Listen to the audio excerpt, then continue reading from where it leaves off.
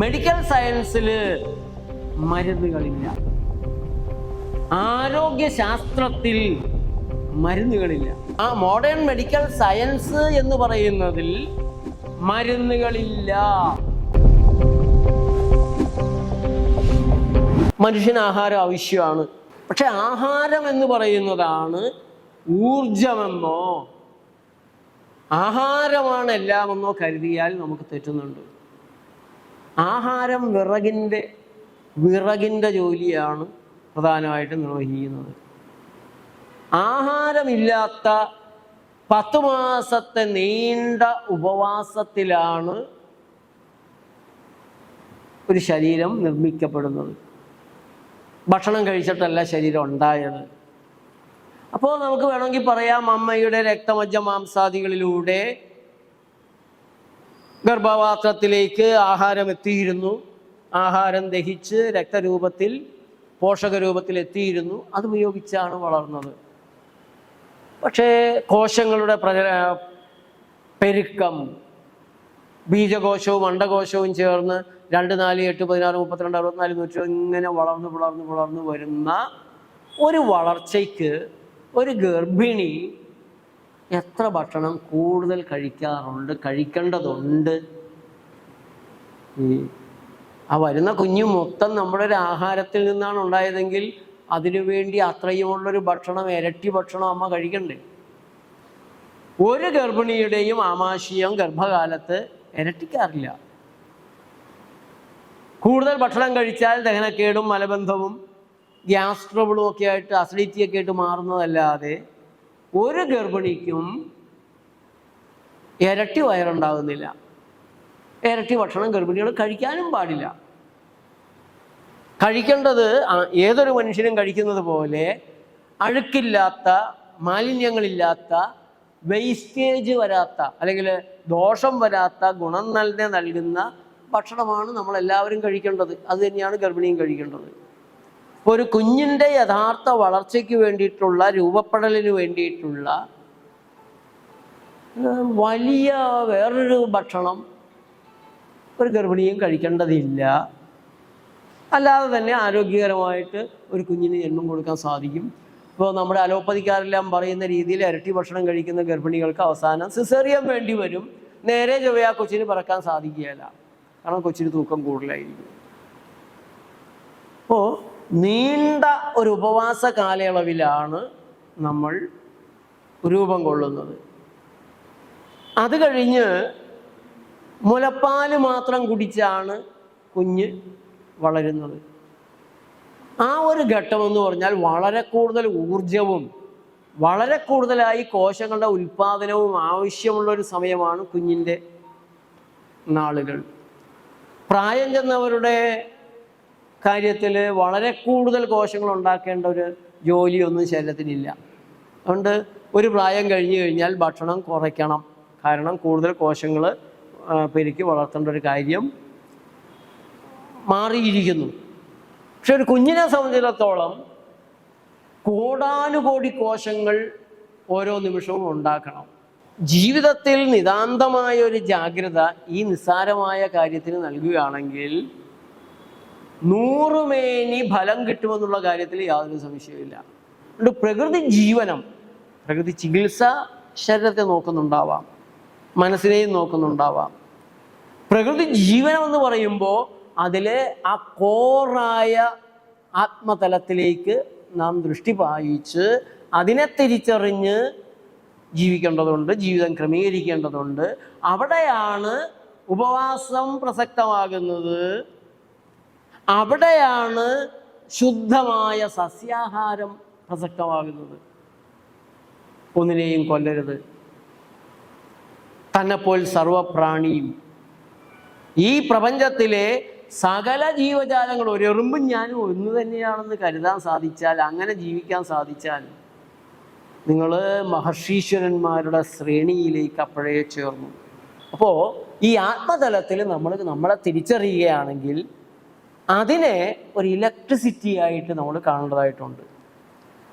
നമ്മുടെ ശരീരത്തിലെ തീരുമാനങ്ങൾ, ചിന്തകൾ, സകല ചലനങ്ങളും നിയന്ത്രിക്കുന്ന ഒരു വൈറ്റൽ എനർജി ഉണ്ട്, വൈറ്റൽ ഫോഴ്സ് ഉണ്ട്, വൈറ്റൽ പവർ ഉണ്ട്. ശരീരം എങ്ങനെ ഇരുന്നാലും, എത്രത്തോളം പെർഫെക്റ്റ് ആയിട്ടിരുന്നാലും, ആ വൈറ്റൽ എനർജി ഇല്ലാതെ വന്നാൽ തീർന്നു, ആള് മരിച്ചു. കുഴപ്പമൊന്നുമില്ല, ഹാർട്ട് അവിടെയുണ്ട്, ലിവർ അവിടെയുണ്ട്, അസ്ഥികളും അതൊക്കെ തന്നെയുണ്ട്, മാംസവും ഉണ്ട്, എല്ലാം ഉണ്ട്. പക്ഷേ ഈ ഒരു ഊർജവിശേഷമാണ് നഷ്ടപ്പെട്ടത്. ആ ഊർജമുള്ളിടത്തോളം ആ ഊർജം എന്താണ്? ആരോഗ്യത്തിലും അനാരോഗ്യത്തിലും, രോഗത്തിലും ചികിത്സയിലും അതിനെന്താണ് സ്ഥാനമുള്ളത്? നിർഭാഗ്യവശാൽ മെഡിക്കൽ കോളേജുകളിൽ ഇങ്ങനെയൊരു ചിന്തയോ ഇങ്ങനെയൊരു പഠിപ്പിക്കലോ ഇല്ല. ആഹാരത്തെക്കുറിച്ച് പോലും മെഡിക്കൽ കോളേജുകളിൽ പഠിപ്പിക്കുന്നില്ല. മരുന്നിനെ കുറിച്ചും മെഡിക്കൽ കോളേജിൽ പഠിപ്പിക്കുന്നില്ല. അവിടെയാണ് നിങ്ങളൊരു വലിയ സത്യം മനസ്സിലാക്കേണ്ടത്. മെഡിക്കൽ സയൻസിൽ മരുന്നുകളില്ല, ആരോഗ്യശാസ്ത്രത്തിൽ മരുന്നുകളില്ല. ആരോഗ്യശാസ്ത്രത്തിൽ, മെഡിക്കൽ സയൻസിൽ ഈ ചികിത്സകളില്ല. മോഡേൺ മെഡിക്കൽ സയൻസ് എന്ന് പറയുന്നതിൽ മരുന്നുകളില്ല. പിന്നെന്താ ഉള്ളത്? അനാട്ടമി, ഫിസിയോളജി,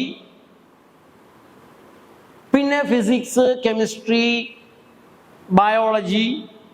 ബയോളജിയാണ് ഏറ്റവും മുന്നിൽ. Chemistry, biology, physics. ബയോളജിയാണ് മെഡിക്കൽ സയൻസിൽ ഏറ്റവും മുന്നിൽ നിൽക്കേണ്ടത്. അത് കഴിഞ്ഞാൽ ഫിസിക്സാണ്.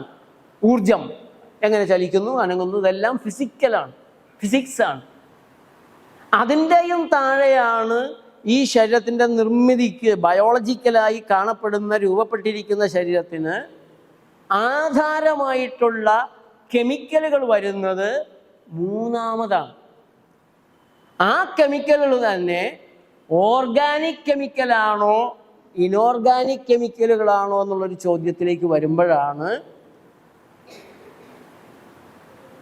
നമ്മുടെ നാട്ടിലെ മെഡിക്കൽ ഷോപ്പുകളിലൂടെ വിൽക്കുന്ന, ആശുപത്രികളിൽ നിന്ന് നമ്മുടെ ഉള്ളിലേക്ക് ഇട്ട് തരുന്ന ഇനോർഗാനിക് കെമിക്കലുകൾ പാടുണ്ടോ ഇല്ലയോ എന്നുള്ള ചോദ്യം വരുന്നതും, ഓർഗാനിക് ഫോമിലുള്ള കെമിക്കലുകളെ വേണ്ടതുള്ളൂ, അതാണ് വേണ്ടത് എന്ന രീതിയിൽ പ്രകൃതി ജീവനം തിരിച്ചറിയുന്നതും. അതുകൊണ്ട് മോഡേൺ മെഡിക്കൽ സയൻസ് എന്ന് പറഞ്ഞാൽ നമ്മുടെ ആശുപത്രികൾ കാട്ടിക്കൂട്ടുന്നതും MBBS കഴിഞ്ഞിറങ്ങുന്ന ഡോക്ടർമാർ ചെയ്തു കൂട്ടുന്നതുമാണ് എന്ന് നിങ്ങൾ ധരിക്കരുത്. ശുദ്ധമായ ശാസ്ത്രം, മെഡിക്കൽ സയൻസ്, ആരോഗ്യശാസ്ത്രം. ആ ആരോഗ്യശാസ്ത്രം നിങ്ങൾ ശ്വസിക്കുന്ന വായുവിൻ്റെ ഗുണനിലവാരം, ആ ഗുണനിലവാരമുള്ള വായുവിൻ്റെ ശ്വസനത്തിലൂടെ നിങ്ങൾ ശേഖരിക്കുന്ന വായുവിൻ്റെ അളവ്, നിങ്ങൾ കുടിക്കുന്ന വെള്ളം, ആ വെള്ളത്തിൻ്റെ ഗുണനിലവാരം, ആ വെള്ളത്തിൻ്റെ അളവ്, ഗുണനിലവാരമുള്ള വെള്ളത്തിൻ്റെ ഉൾക്കൊള്ളുന്ന അളവ്, നിങ്ങൾ കഴിക്കുന്ന ഭക്ഷണം, അതിൻ്റെ ഗുണനിലവാരം, അതിൻ്റെ അളവ്, ശരീരത്തിന് താങ്ങാൻ കഴിയുന്ന ആവശ്യമുള്ള അളവിലാണോ വായു, അളവിലാണോ വെള്ളം, അളവിലാണോ ഭക്ഷണം. അതേപോലെ തന്നെ നിങ്ങളുടെ അധ്വാനം, ശരീരം ഉണ്ടാക്കി തരുന്ന ഈ മാംസം, അവയവങ്ങളെയൊക്കെ നിങ്ങൾ ഉപയോഗിക്കുന്നില്ല എങ്കിൽ അതിന് ശക്തി കൊടുക്കത്തില്ല. ദിവസവും 5 മിനിറ്റെങ്കിലും ചലിക്കാത്ത ഒരവയവത്തിനും ശരീരം ശക്തി നൽകുന്നില്ല. ഓട്ടക്കാരൻ്റെ കാലിലെ മസിലുകൾക്കാണ് ബലം. വിറക് കീറുന്നവൻ്റെ തോളിനും കയ്യിലെ മാംസപേശികൾക്കാണ് ബലം. ഏത് ജോലി ചെയ്യുന്നോ അതിനനുസരിച്ചാണ് അവയവങ്ങൾക്ക് ശരീരം ബലം നൽകുന്നത്. നാളെ നിങ്ങൾ രാവിലെ എഴുന്നേറ്റ് 2 കിലോമീറ്റർ ഓടിക്കഴിഞ്ഞാൽ മറ്റന്നാൾ തുടങ്ങി കാല് വേദന, ദേഹം വേദനയാണ്. കുറച്ച് ദിവസം ഓടിക്കഴിഞ്ഞാൽ പിന്നെ വേദനയില്ല. പിന്നെ ഒരു ദിവസം 5 കിലോമീറ്റർ ഓടാമെന്ന് വെച്ച് കഴിഞ്ഞാൽ പഴയ വേദനയാണ് തിരിച്ചു വരുന്നത്. കുറച്ച് ദിവസം കഴിഞ്ഞാൽ ആ വേദന മാറി 5 കിലോമീറ്റർ തന്നെ നിങ്ങൾ ഓടുന്നു, പിന്നെ ഒരു ദിവസം 10 കിലോമീറ്റർ ഓടുമ്പോഴും പഴയ വേദന തന്നെ തിരിച്ചു വരുന്നു. കുറച്ച് ദിവസം കൊണ്ട് വേദന മാറി. 2 മാസം നിങ്ങൾ ഓടിയില്ല. അത് കഴിഞ്ഞ് നിങ്ങൾ വീണ്ടും 2 കിലോമീറ്റർ ഓടുമ്പോൾ ആ വേദനകൾ തിരിച്ചു വരികയാണ്. കാരണം മാംസപേശികളെ അവിടെ ശക്തിപ്പെടുത്തിയില്ല. ശക്തിപ്പെടുത്തിയിരുന്നു, പക്ഷെ നിങ്ങൾ ഓടുന്നില്ല. അപ്പം പിന്നെ വെറുതെ അവിടെ ശക്തി കൂടുതൽ കൊടുക്കേണ്ട കാര്യമില്ലല്ലോ. ആ ശക്തി ശരീരം പിൻവലിച്ചു. വീണ്ടും നിങ്ങൾ ഓടാൻ തുടങ്ങുമ്പോൾ വീണ്ടും അവിടേക്ക് കൂടുതൽ ശ്രദ്ധ നൽകി, കരുത്ത് നൽകി. ഇങ്ങനെയുള്ള അവിശ്വസനീയമായ വിവേകം നമ്മുടെ ഇന്നർ ഇൻ്റലിജൻസിനുണ്ട്. നമ്മുടെ ശരീരത്തിന് ആന്തരികമായൊരു വിവേകമുണ്ട്. ആന്തരികമായ ചിന്താശേഷിയും തീരുമാനങ്ങൾ എടുക്കാനുള്ള കഴിവും അത് നടപ്പിലാക്കാനുള്ള കഴിവും ആന്തരികമായിട്ടുണ്ട്. നിങ്ങളുടെ കയ്യോ കാലോ ഒടിയാണെന്ന് വെക്കുക, ഒടിയാതിരിക്കട്ടെ. അപ്പോൾ കയ്യോ കാലോ ഒടിഞ്ഞു എന്ന് വെക്കുക. നിങ്ങൾ പോയിട്ട് പ്ലാസ്റ്റർ ഇടുകയായിരിക്കും. പ്ലാസ്റ്റർ ഇട്ട് കഴിഞ്ഞ് ഇത് കൂട്ടുന്നതാരാ? അലോപ്പതി ഡോക്ടർമാർ ഇഞ്ചക്ഷൻ, കാൽഷ്യം ഇഞ്ചക്ഷൻ തരും, അല്ലെങ്കിൽ ഗുളിക തരും. ആ കാൽഷ്യം ഗുളിക വേണമെന്ന് നിങ്ങൾക്കൊരു തോന്നലുണ്ട്. പക്ഷേ പ്രകൃതി രീതികൾ ചെയ്യുന്ന ആളുകളോട് കയ്യോ കാലോ ഒടിഞ്ഞാൽ നമ്മൾ പറയുക പോയി പ്ലാസ്റ്റർ ഇട്ടോളൂ. പക്ഷേ ഒരു മരുന്നും കഴിക്കരുത്. നമ്മുടെ പ്രകൃതി ഭക്ഷണ രീതിയിലൂടെ പോവുക. അല്പം എള്ളോ ബദാമോ വാൾനട്ടോ ഫ്ലാക്സ് സീഡോ ചിയാ സീഡോ അത് കൂടുതലായിട്ട് കഴിക്കാനും പറയും. വെയിൽ കൊള്ളാൻ പറയും. പകുതി സമയം കൊണ്ട് അസ്ഥി കൂടും. എൻ്റെ ചോദ്യം, ഈ ഒടിഞ്ഞ അസ്ഥി വിളക്കി ചേർക്കുന്നത് ആരാണ്? കാൽഷ്യം ഇഞ്ചക്ഷൻ എടുത്ത് ഒടിഞ്ഞ കാലിന് ഒരു നായക്ക് കുത്തിവയ്പ്പ് കൊടുത്തു, കൂടിയില്ല. കാരണം നായ ചത്തിരുന്നു. ഒടിഞ്ഞ വഴി തന്നെ മറ്റു പരിക്കുകളും ഉണ്ടായിരുന്നുകൊണ്ട് നായ ചത്തുപോയിരുന്നു. ആ ചത്ത നായയുടെ ശരീരത്തിലേക്ക് എത്ര കാൽഷ്യം കുത്തിവെച്ചാലും അസ്ഥി കൂടില്ല. ജീവനുണ്ടെങ്കിലേ നടക്കുകയുള്ളൂ. ജീവനുണ്ടെങ്കിൽ ഈ തെരുവ് നായകളെയൊക്കെ ആരെങ്കിലും തല്ലി കൈയൊടിച്ചാൽ, കാട്ടുമൃഗങ്ങൾ ഗുസ്തി കൂടുമ്പോൾ ശണ്ട കൂടുമ്പോൾ ഒടിയുന്ന അവയുടെ അസ്ഥിയൊക്കെ അപ്പോൾ അനക്കാതെ വെച്ച് ഇപ്പം തെരുവ് നായയാണെങ്കിൽ 3 കാലിൽ ഓടും, 2 ആഴ്ച കഴിഞ്ഞാൽ കൈ. അപ്പം ഇത് ശരീരം തന്നെയാണ് കൂട്ടുന്നത്. പ്രകൃതിയിലുണ്ടാകുന്ന മുറിവുകളും തീപ്പൊള്ളലൊക്കെ നമ്മൾ ഒരു മരുന്നും വാരി തേക്കാറില്ല. വേഗത്തിൽ മരുന്ന് തേക്കുന്നതിനേക്കാൾ വേഗത്തിൽ മുറിവുണങ്ങാറുണ്ട്, പൊള്ളൽ മാറാറുണ്ട്. ഈ ഒടിവിൻ്റെ ഈ വിളക്കി ചേർക്കണമെങ്കിൽ അതിന് എക്സ്ട്രാ കാൽഷ്യം ആവശ്യമാണ്. അപ്പോൾ ഇമ്മീഡിയറ്റ് ശരീരത്തിനകത്ത് ഒരു ഹൈ പവർ കമ്മിറ്റി ചേരും, ഉന്നതല യോഗം ചേരും. ക്രൈസിസ് ആണ്, ആ ഭാഗം അനക്കണ്ട, വേദന വേണം. എവിടെ നിന്നാണ് കൂടുതലായിട്ട് അവിടെ റിപ്പയർ ചെയ്യാനുള്ള കാൽഷ്യം എവിടെ നിന്നെടുക്കണം? ശരീരം തീരുമാനം എടുക്കണം. അത് കാൽമുട്ടിൽ നിന്ന് എടുക്കാൻ പറ്റുമോ? അരക്കെട്ടിൽ നിന്നാണോ എടുക്കേണ്ടത്? വാരിയല്ലിൽ നിന്ന് എടുക്കണോ? തലയോട്ടിൽ നിന്നാണോ എടുക്കാവുന്നത്? എവിടെയാണ് കാൽഷ്യം എടുക്കാവുന്ന അവസ്ഥ ഈ ശരീരത്തിനുള്ളത് എന്ന് നോക്കിയിട്ട് ആ ഭാഗത്തു നിന്നാണ് കാൽഷ്യം. ഈ കാൽഷ്യം എടുക്കണമെന്ന് തീരുമാനിച്ചാൽ അവിടെ നിന്ന് എങ്ങനെ ട്രാൻസ്പോർട്ട് ചെയ്യും? എങ്ങനെ അങ്ങോട്ട് എത്തും? ആരെത്തിക്കും? അതിന് വെഹിക്കിൾസ് ഉണ്ട്, അതിന് ട്രാൻസ്പോർട്ടേഷൻ വെഹിക്കിൾസ് ഉണ്ട് ശരീരത്തിൽ. അപ്പോൾ ശരീരം അത് തീരുമാനിച്ചു കഴിഞ്ഞാൽ ആ ഭാഗത്തു നിന്നുള്ള കാൽഷ്യം പതുക്കെ രക്തത്തിലൂടെ കൊണ്ടുവന്ന് അവിടെ കൊടുക്കും. അവിടെ വെച്ച് ആ മുറിവ്, എല്ലിൻ്റെ ഒടിവ് പരിഹരിക്കുകയാണ് ശരീരം. ഇതെല്ലാം തന്നെ ജീവൻ എന്ന് പറയുന്ന ആ ശക്തിവിശേഷം ഉണ്ടെങ്കിൽ നടക്കുന്നൊരു കാര്യമാണ്. അപ്പോൾ നമ്മുടെ ശരീരത്തിന് അവിശ്വസനീയമായ ഒരു ഇന്നർ ഇൻ്റലിജൻസ് ഉണ്ട്, ഒരു സമയബോധമുണ്ട്, താളമുണ്ട്, താളക്രമമുണ്ട്. ശ്വസനത്തിനാണെങ്കിലും പൾസ് ഇടിക്കുന്ന ഹൃദയത്തിൻ്റെ ബീറ്റിനാണെങ്കിലും ആന്തരികമായി നടക്കുന്ന ജോലികൾക്കെല്ലാം ഒരു താളമുണ്ട്. നമ്മുടെ വർത്തമാനത്തിനൊരു താളമുണ്ട്. അപ്പോൾ ഈ താളം, ഈ ജീവനുമായി ബന്ധപ്പെട്ട് ആ ഇന്നർ ഇൻ്റലിജൻസിൻ്റെ ഭാഗങ്ങളെല്ലാം വൈദ്യുതിയുമായി ബന്ധപ്പെട്ട് നമ്മൾ തിരിച്ചറിയണം. അപ്പോൾ നമ്മുടെ തന്നെ ആരോഗ്യത്തിൽ പ്രകൃതി ജീവനത്തിൽ നമുക്ക് ആദ്യം വേണ്ടത്, നമ്മൾ ആദ്യം പരിഗണിക്കുന്നത് ഒരു മനുഷ്യ ശരീരത്തിൻ്റെ വോൾട്ടേജാണ്. ആ വോൾട്ടേജ് മങ്ങിപ്പോവാതെ ക്ലാവ് പിടിച്ച് ബൾബ് ഹോൾഡറിലേക്ക് ഇട്ടു, പക്ഷെ കത്തുന്നില്ല, സ്വിച്ച് ഓൺ ആക്കി കത്തുന്നില്ല. അപ്പോൾ ആരോ പറഞ്ഞ ആ ഹോൾഡറിൻ്റെ ഒന്ന് ക്ലാവ് നിന്ന് നീക്കം ചെയ്ത് ചിവി കളഞ്ഞിട്ട് ബൾബ് ഇട്ട് കഴിഞ്ഞപ്പോൾ കത്തി. അതുപോലെയാണ് പല മനുഷ്യ ശരീരങ്ങളും ക്ലാവ് പിടിച്ച് ഫാറ്റി ലിവർ പിടിച്ച് ഹാർട്ടിലെ മസിലുകൾക്ക് ഇലക്ട്രിസിറ്റി ഉണ്ടാക്കാൻ പറ്റാത്ത രീതിയിൽ block, clot, blood clot, block, ഇതെല്ലാം ഇലക്ട്രിക്കിൻ്റെ പ്രാണവായുവിൻ്റെ പ്രാണന്റെ പ്രവാഹത്തിന്, വായുവിൻ്റെ സഞ്ചാരത്തിന്, പോഷകങ്ങളുടെ സഞ്ചാരത്തിന് തടസ്സങ്ങൾ ഉണ്ടാക്കുന്ന രീതിയിലായിട്ട് ചൈതന്യം കുറയുന്ന ശരീരം, അതാണ് രോഗമായിട്ട് കാണേണ്ടത്. ചൈതന്യം കുറഞ്ഞ് കയ്യിലേക്ക് പ്രാണന് കയറി പോകാൻ പറ്റാതെ വരുമ്പോൾ, വായുവിനും രക്തത്തിനും വേണ്ട രീതിയിൽ ഓടാൻ കഴിയാതെ വരുമ്പോൾ മരവിപ്പുണ്ടാകും, വേദനയുണ്ടാകും.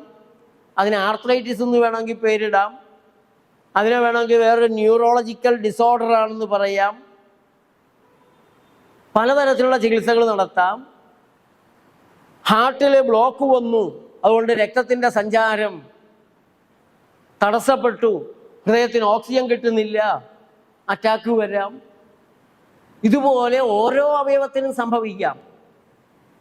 അപ്പം പല രോഗങ്ങളായിട്ട് നിങ്ങൾ പറയുന്നതെല്ലാം ഒരു കാരണം കൊണ്ടാണ്. ആ അവയവത്തിലേക്ക് ഓക്സിജൻ എത്തുന്നില്ല, വെള്ളം എത്തുന്നില്ല, പോഷകങ്ങൾ എത്തുന്നില്ല, പ്രാണനും കയറി ചെല്ലാൻ പറ്റാതെ വരികയാണ്. അതുകൊണ്ടാണ് ഏത് അവയവത്തിനായാലും പ്രവർത്തിക്കാൻ കഴിയാത്തൊരവസ്ഥ ഉണ്ടാവുന്നത്.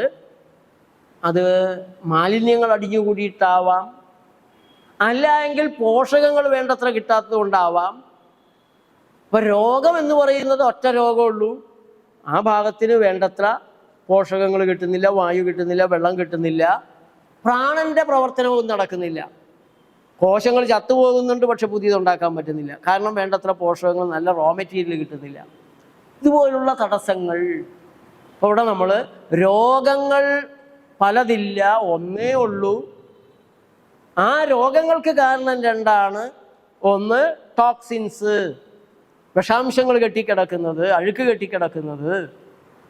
രണ്ടാമത്തെ കാരണം പോഷകങ്ങൾ വേണ്ടത്ര കിട്ടാത്തതുകൊണ്ട്. പോഷകം എന്ന് പറയുമ്പോൾ നമ്മുടെ വൈദ്യുത പോഷണം, വായുവിൻ്റെ പോഷണം, ജലപോഷണം, ആഹാര പോഷണം, നല്ല വിചാരങ്ങളുടെ പോഷണം, വെയിൽ, അധ്വാനം, വിശ്രമം, ഉറക്കം, ഇതെല്ലാം അതിൽ വരുന്നുണ്ട്.